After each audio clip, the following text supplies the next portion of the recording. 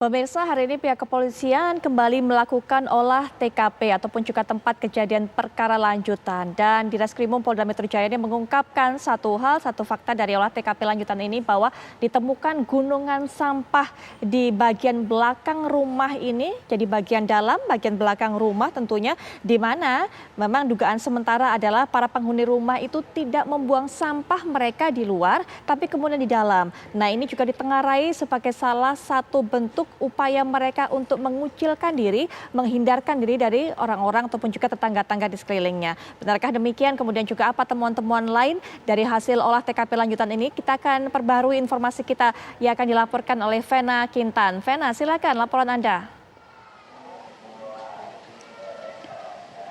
Iya, selamat malam Putri Viola dan juga pemirsa. Betul sekali, sore tadi telah selesai digelar olah TKP ulang dari tempat kejadian perkara penemuan jenazah satu keluarga pada pekan lalu di Kalideres, Jakarta Barat, di mana olah TKP ini merupakan olah TKP yang ketiga yang dilakukan oleh pihak kepolisian bersama dengan tim Puslap 4 dan juga melibatkan sejumlah dokter ahli dari Rumah Sakit Cipto Mangunkusumo.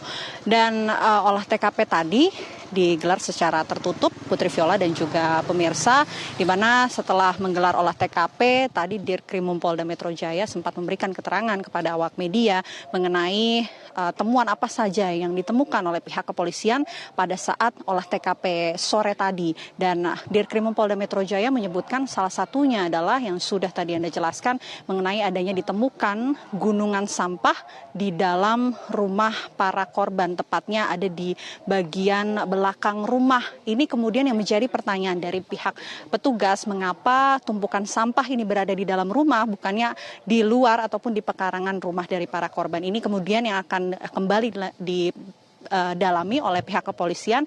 Dan selain itu juga Dirkrimum Polda Metro Jaya melibatkan sejumlah dokter ahli tadi yang sudah saya sebutkan. Salah satunya ini dokter ahli dari mediko legal, patologi anatomi, toksikologi dan juga ahli DNA serta dokter ahli lainnya untuk kemudian mengungkap kasus ini dan mencari apa sebetulnya motif dan juga penyebab dari kasus ini. Dan penemuan lainnya juga tadi berdasarkan keterangan dari Kombes Hengki Dirkrimum Polda Metro Jaya menyebutkan bahwa pihaknya akan melakukan pemeriksaan terhadap riwayat kesehatan, kejiwaan dan juga keuangan dari para korban, di mana riwayat kesehatan memang sudah didalami oleh pihak kepolisian. Jadi pendalaman ini nanti akan difokuskan terhadap riwayat keuangan dan juga kejiwaan dari para korban ini. Selain itu, tadi Dirkrimum Polda Metro Jaya juga sempat menyebut bahwa mengenai isu dari mobil para korban yang sempat dikatakan hilang, kemudian ditegaskan oleh pihak aparat kepolisian bahwa mobil tersebut tidak hilang, melainkan mobil tersebut dijual langsung oleh pemiliknya. Itu tadi temuan-temuan yang ditemukan dalam olah TKP ini nanti akan kembali dilakukan pendalaman oleh aparat kepolisian. Sementara demikian, Putri Viola, kembali ke Anda di studio. Vena Kintan, terima kasih untuk laporan terbaru Anda. Selamat malam, selamat bertugas kembali. Pak Beni, yang terakhir tadi disampaikan oleh rekan kami Vena Kintan bahwa memang pihak kepolisian sudah menjelaskan. Mungkin saya bisa tambahkan beberapa informasi, termasuk jadi sumber siapa yang mengatakan. Jadi Kapolres Metro Jakarta Barat, Kombes Pasma Roys, kemudian juga Dirkrimum Polda Metro Jaya mengatakan bahwa yang selama ini kemarin dipertanyakan bahwa diduga ada satu mobil hilang, tapi ternyata mobil Brio dengan plat nomor B2601 BRK ini tidak hilang, tapi ternyata sudah dijual dan laku 160 juta rupiah pada tanggal 20 Januari 2022 ke salah satu showroom begitu. Dan kemudian yang menjualnya ini adalah Budianto Gunawan, salah satu orang yang tewas dari 4 orang itu. Budianto Gunawan ini merupakan adik ipar dari Rudianto atau paman. Jadi kan yang kita temukan ada 4 orang, jadi ayah, ibu, kemudian anak dan pamannya. Nah, dari data ini apa yang bisa ditelusuri dari hasil penjualan mobil mungkin atau sebagainya, Pak Beni? Ya, yang pertama tentunya perlu profiling dari keempat korban ini ya.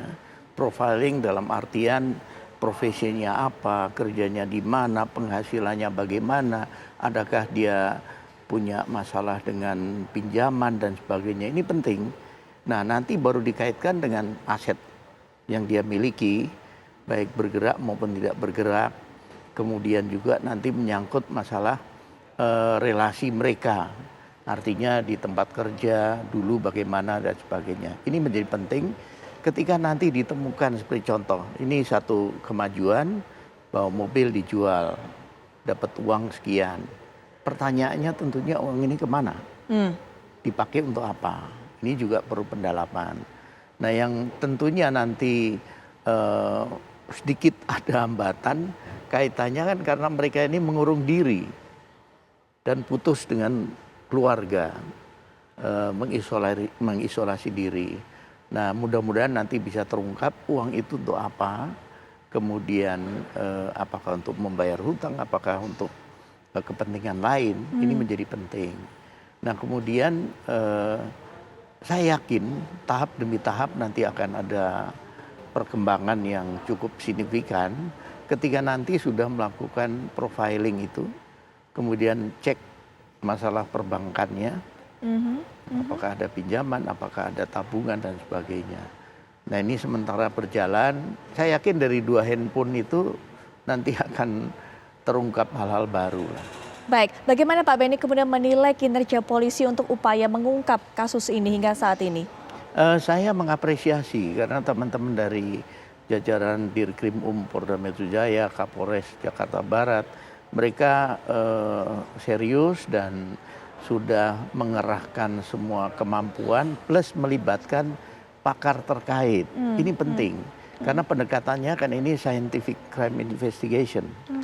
Jadi diharapkan dengan dukungan para pakar maka nanti sesegera mungkin bisa terjawab penyebab kematiannya, kemudian bagaimana isi handphonenya, kemudian juga adakah hal-hal lain yang ditemukan dari otopsi yang dilakukan. Baik, Dr. Budi, kita memang masih menantikan bagaimana hasil otopsi lanjutan, apalagi tadi sudah menggandeng beberapa ahli untuk bisa mengungkap apa yang ditemukan dari 4 jasad ini. Tapi setidaknya kita tahu dari awal sudah kita dapatkan informasi kondisi lambung ini kan kosong. Nah, biasanya Dr. Budi, orang itu sudah atau dalam jangka waktu berapa lama tidak mengkonsumsi apapun baru kemudian sampai lambungnya ini kosong dan kemudian sampai mengakibatkan kematian, Dr. Budi?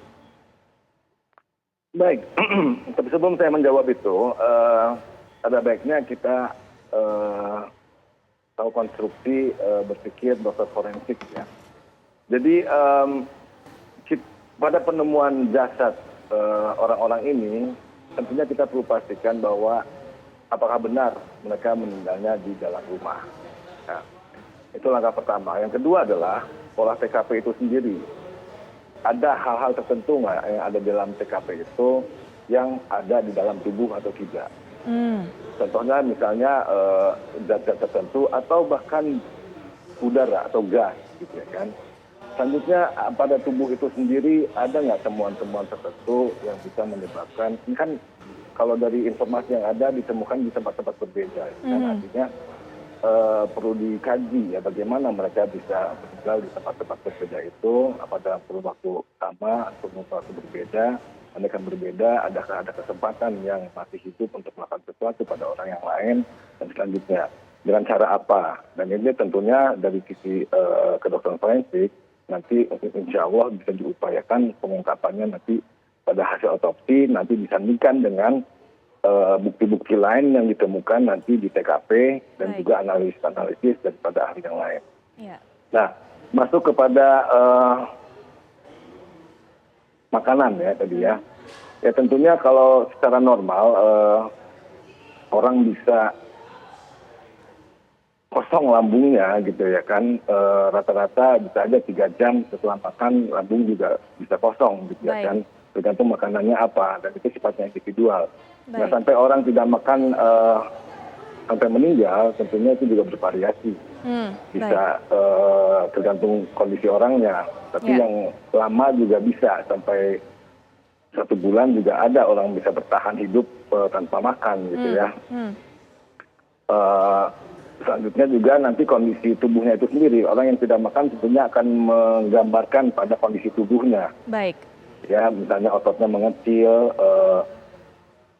organ-organnya juga ada dampaknya dan itu nanti insya Allah akan kelihatan pada saat pemeriksaan hasil sampel pengambilan saat otopsi. Baik, Dr. Budi terima kasih sudah meluangkan waktunya untuk bisa memberikan pandangannya mengenai hal ini. Pak Benny juga terima kasih, kita akan nantikan, kita tunggu bagaimana temuan-temuan baru dari penyelidikan termasuk dari tadi digital forensik dan sebagainya barang bukti yang ditemukan dari olah TKP lanjutan.